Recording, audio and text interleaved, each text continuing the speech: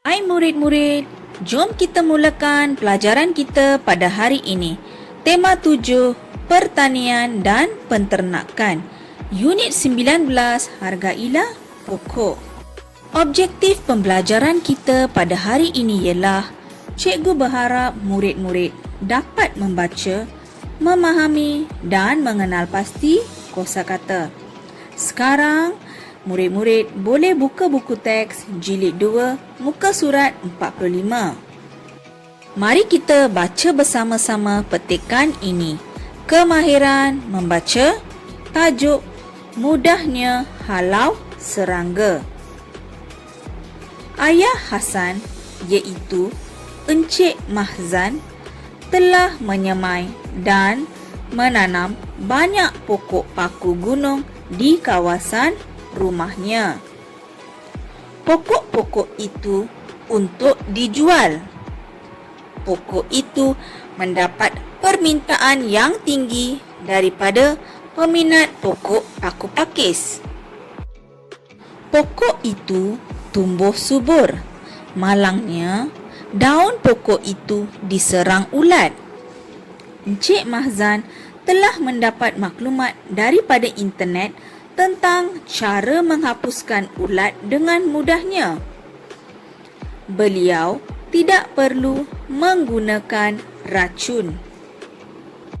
Encik Mahzan menapis air basuhan cili kering di dapur rumahnya.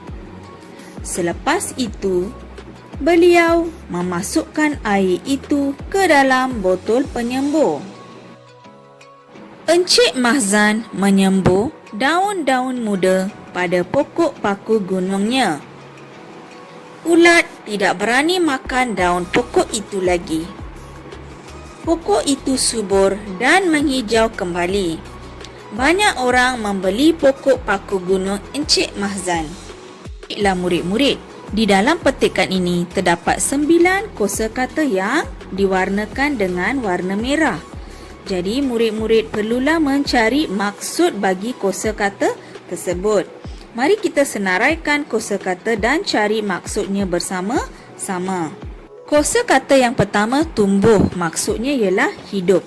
Telah diberikan jawapan dalam buku teks. Kosakata yang kedua, permintaan, maksudnya permohonan. Yang ketiga, diserang, maksudnya dirosakkan. Yang keempat, internet, maksudnya rangkaian komputer antarabangsa. Kosakata yang kelima, racun. Apa maksudnya murid-murid? Ya, racun ialah bahan berbisa yang dapat mematikan sesuatu.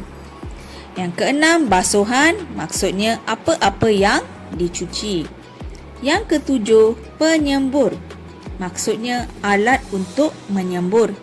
8. Subur. Apa maksud subur? Ya, sihat, pandai ya murid-murid.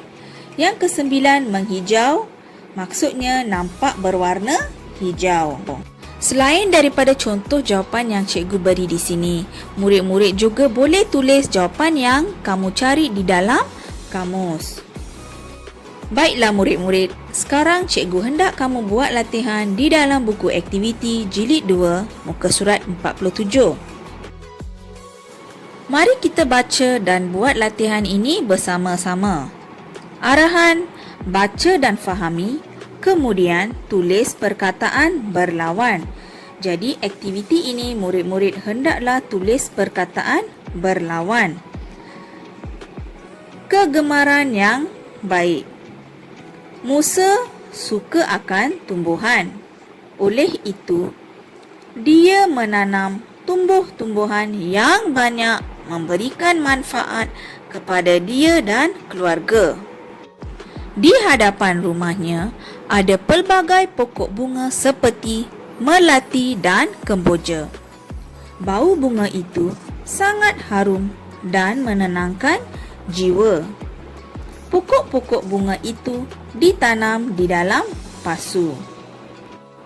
Selain itu, Musa menanam pokok yang boleh digunakan dalam masakan. Dia menanam pokok limau purut.